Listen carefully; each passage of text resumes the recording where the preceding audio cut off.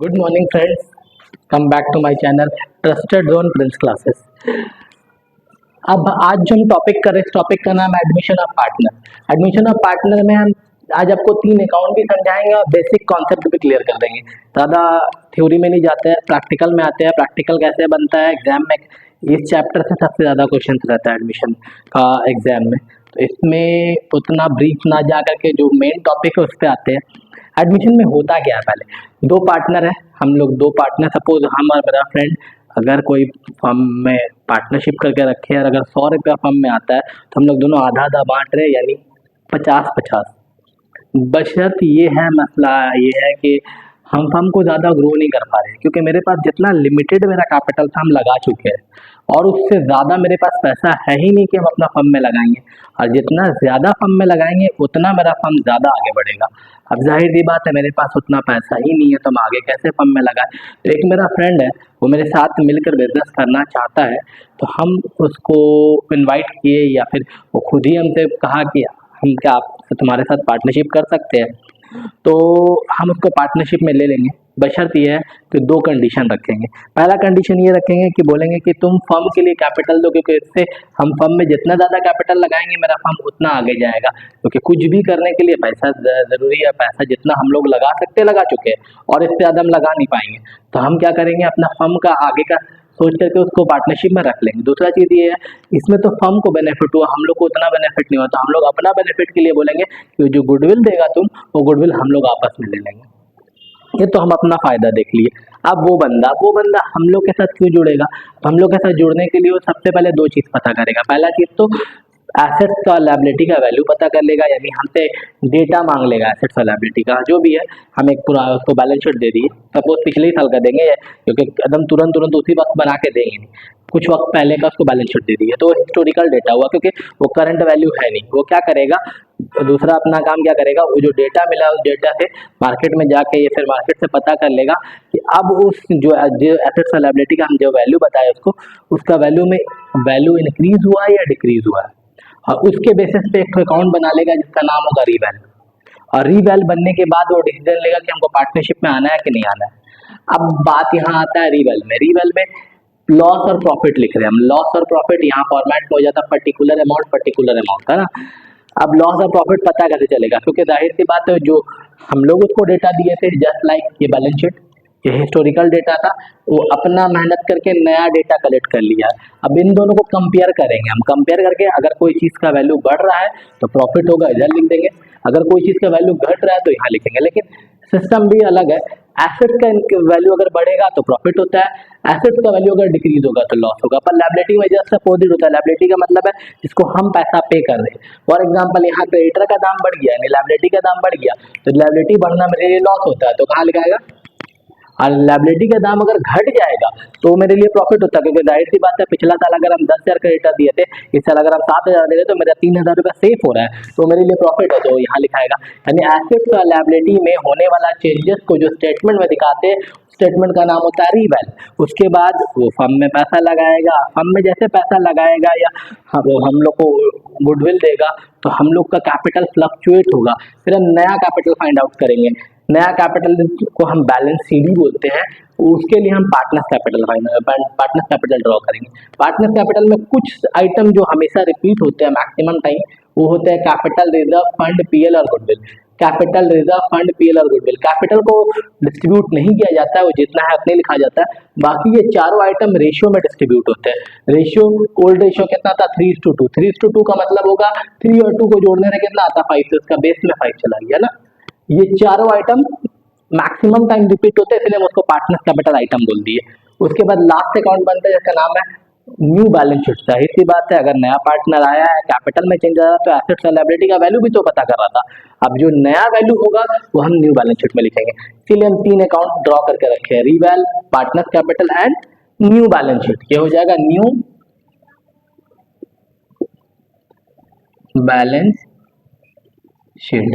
अब new balance sheet हम बना रहे हैं तो इसमें कुछ नहीं करना, एज इट इज जो बैलेंस शीट है ना बस वो कॉपी कर दो, बाकी हम अमाउंट बाद में सोचेंगे। पहला है क्रेडिटर, दूसरा कैपिटल था, कैपिटल, तीसरा रिजर्व था मेरा, रिजर्व ऐसे तो बढ़ जाएगा तो कट ही जाएगा, लेकिन हम काटेंगे, पहले लिख दे रहे हैं दैट इज। उसके बाद कैश एट बैंक, उसके बाद क्या है, लैंड एंड बिल्डिंग, उसके बाद है प्लांट एंड मशीनरी,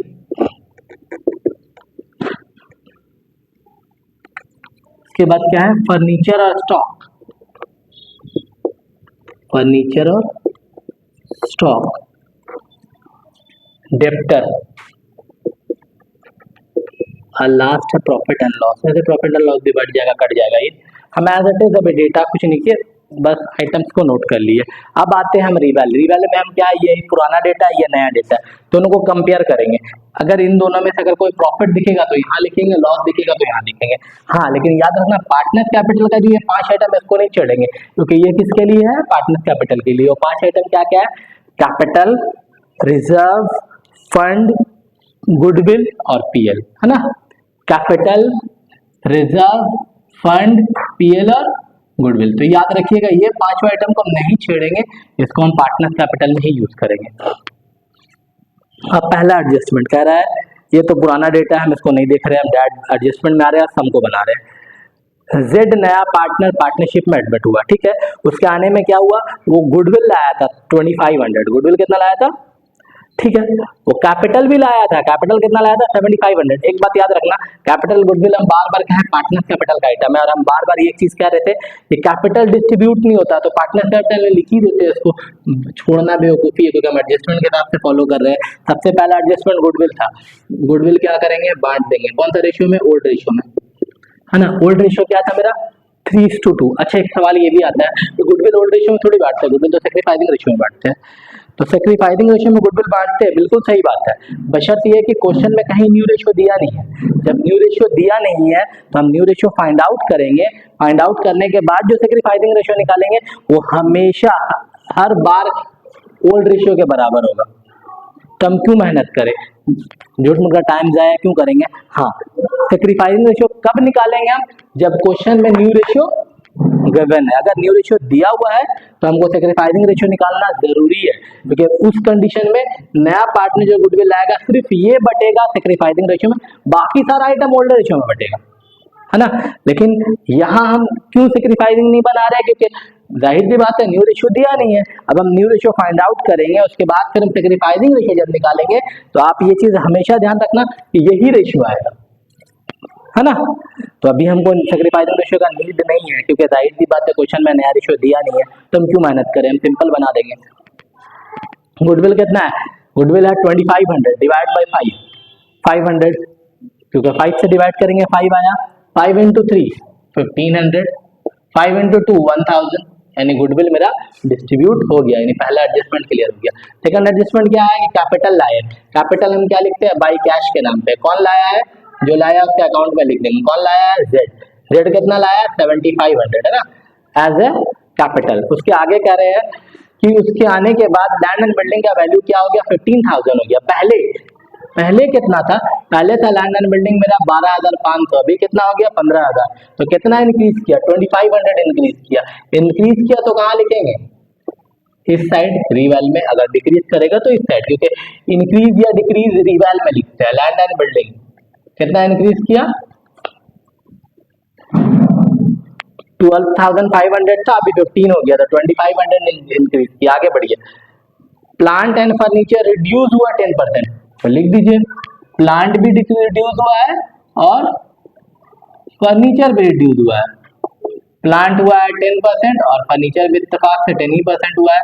प्लांट था कितने का, प्लांट था मेरा 17,500, उसका 10% निकालेंगे तो 1750। फर्नीचर भी रिड्यूस हुआ, फर्नीचर कितना का रिड्यूस हुआ, 750 है, उसका 10% निकालेंगे, एक जीरो कम कर दो, 75। आगे बढ़ते हैं, कह रहा है provision for 5% debtor created as a bad debt, यानी PBD, provision for doubtful debts, है ना।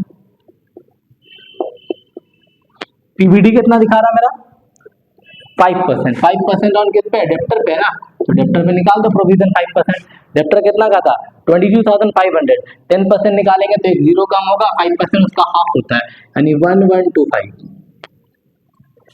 नेक्स्ट स्टॉक हो गया है 15,000 का, स्टॉक था 10,250, यानी स्टॉक मेरा क्या हुआ है, इंक्रीज हुआ है। स्टॉक कितना इंक्रीज हुआ है, पहले था 10,250, अब हो जाएगा स्टॉक स्टॉक 12,500 होगा, क्वेश्चन में गलत लिखा गया। अच्छा 12,500 था स्टॉक, तो मैं स्टॉक इंक्रीज किया है 2250, है ना, क्योंकि अभी हो गया 12,500, पहले था 10,250, पहले था ये 12,500, 15,000 हो गया। अब हम सारा सारा एडजस्टमेंट को फॉलो कर लिया है, एडजस्टमेंट खत्म हो गया, अब आंसर निकालेंगे।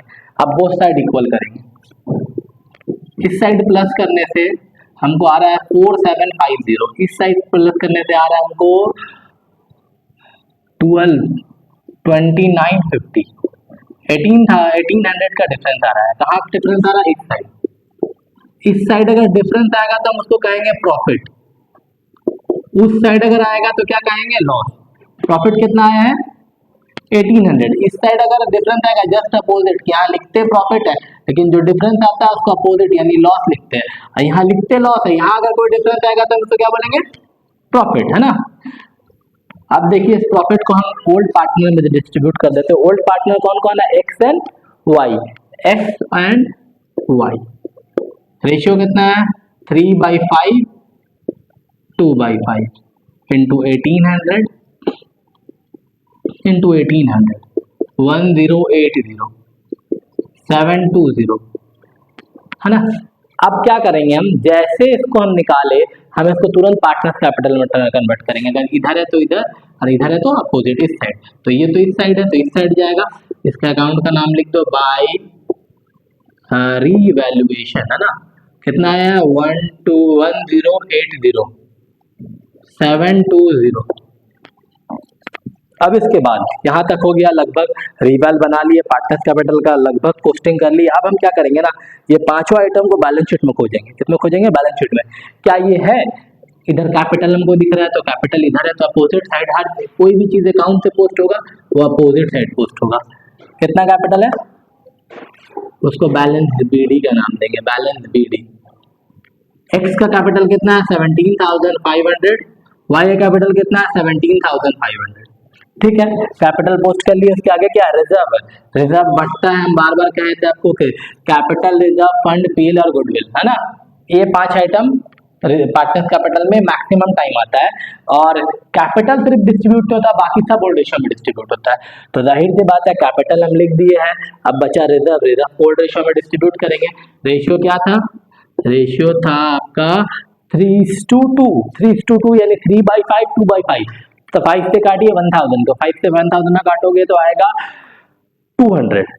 1000 डिवाइड बाय 5, टोटल से डिवाइड किए 200, 200 इंटू 3 600, 200 इंटू 2 400, ठीक है। इस साइड का पोस्टिंग खत्म। अब इस साइड देखो तो शायद कोई पार्टनर्स कैपिटल आइटम दिख जाए, प्रॉफिट एंड लॉस। जैसे यहाँ रिजर्व था, यहाँ कैपिटल था, यहाँ प्रॉफिट एंड लॉस है। प्रॉफिट एंड लॉस रिवर्स है, इधर है तो इधर बैठेगा। 1000 है, डिवाइड बाय 5 करेंगे क्योंकि टोटल से डिवाइड करते हैं। 200 आया, 200 इंटू 3 600, 200 इंटू 2 400। अब हम जो बचेगा उसको बैलेंस सीडी बोलेंगे। बोथ साइड इक्वल करेंगे और जो डिफरेंस आएगा उसको क्या कहेंगे, बैलेंस सीडी। अब हम इसको इक्वल कर रहे हैं ना, 19,000 ऐसी आ गया, 20,080 प्लस 600, 20,680, 600 यहाँ माइनस कर देंगे, 20,680 इधर कितना का है, सिर्फ 600 है, तो डिफरेंस कितना का आया, यानी बैलेंसिंग कितना आया 20,080। जो डिफरेंस यानी जो बैलेंसिंग फिगर आएगा उसी को हम लोग बोलेंगे बैलेंस सीडी, है ना। कैसे फाइंड आउट किए, इधर को ऐड किए, इससे माइनस कर दिए। सपोज यहाँ कुछ नहीं रहेगा तो जो ऐड है वही आंसर आ जाएगा। फिर यहाँ ऐड करिए, इधर आ 19,620, 19,620,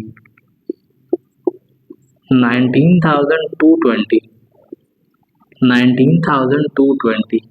ये तो बेचारा सिंगल ही है तो यही पूरा आ जाएगा, है ना। क्लियर। क्या किए हम, पहले यहाँ टोटल किए, यहाँ टोटल आ रहा था मेरा 20,680, 19,620, 7,500। इधर भी उतने ही करते, लेकिन इधर में 600 था तो इसको 600 से माइनस कर दिए, जो ये टोटल आया था इसका 600 से माइनस कर दिया, डिफरेंस आ गया। यहाँ इतना आ रहा था, इसको 400 से माइनस कर दिए, इसका डिफरेंस आ गया। यहाँ तो कुछ था ही नहीं, इसलिए पूरा डिफरेंस आ गया ना। ठीक है, ये वर्किंग नोट है ना, समझाने के लिए फिर बीच में लिख दे रहे हैं। अब आगे बढ़ते हैं। जैसे ये आ गया, ये मेरा न्यू कैपिटल है, ये जो बैलेंस शीट आता है ना, ये मेरा न्यू कैपिटल होता है। अब तीनों का न्यू कैपिटल फाइंड आउट कर लिए, तो तीनों का कैपिटल लिख देंगे, X Y and Z. X का है 20,080, 19,220, 7,500। ठीक है, आगे बढ़ते हैं। अब इससे एज इट इज डेटा को पोस्ट करते जाएंगे। क्रेडिटर कितना का था, 3,100,000 का। क्रेडिटर में कोई चेंजेस है, रिवैल में नहीं है, पार्टनर्स कैपिटल में कोई चेंजेस है, कोई चेंजेस नहीं है, एज इट इज।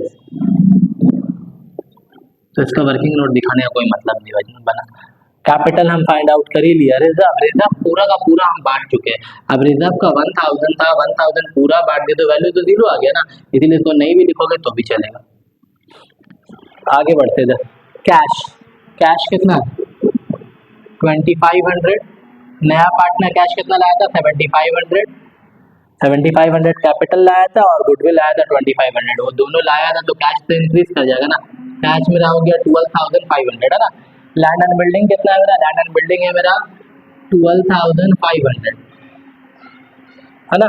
12,500 था, वो इंक्रीज किया था, इसीलिए इंक्रीज किया तो हम क्या कर देंगे, पैसा को बढ़ा देंगे, यानी 15,000 आ गया। प्लांट एंड मशीनरी था मेरा 10,250, ये भी इंक्रीज किया था तो इसको भी बढ़ा देंगे, यानी 12,500। फर्नीचर कितना है, 750, उसमें फर्नीचर में मेरा कितना डिक्रीज किया, इधर डिक्रीज हुआ है तो माइनस कर देंगे, 75 डिक्रीज कर दो, 675। स्टॉक मेरा कितना था, सॉरी स्टॉक एक सेकंड, प्लांट एंड मशीनरी इतना ही था। प्लांट एंड मशीनरी कितना था, 17,500 था, माइनस 1,750, यानी 15,750। स्टॉक था 10,250 और 2,250 इंक्रीज किया था, तो हम इसीलिए प्लस करेंगे, यानी जो वैल्यू इंक्रीज करेगा उसको प्लस करना, जो डिक्रीज करेगा उसको माइनस करना ना। पुराना वैल्यू फिर देखिए यहाँ 22,500 था, ये क्या हुआ था, पीबीटी कितना रिड्यूस, पीबीटी कितना आया था 1125, 21375। ये तो बेचारा 1,000 का था, 1,000 पूरा का पूरा बांट दिए थे, तो ये तो 0 आ गया, तो इसका कोई मतलब नहीं बनता है। अब यहाँ टोटल कर दिए 77,800, 77,800। अगर मेरा वीडियो अच्छा लगे तो सब्सक्राइब और लाइक जरूर करें।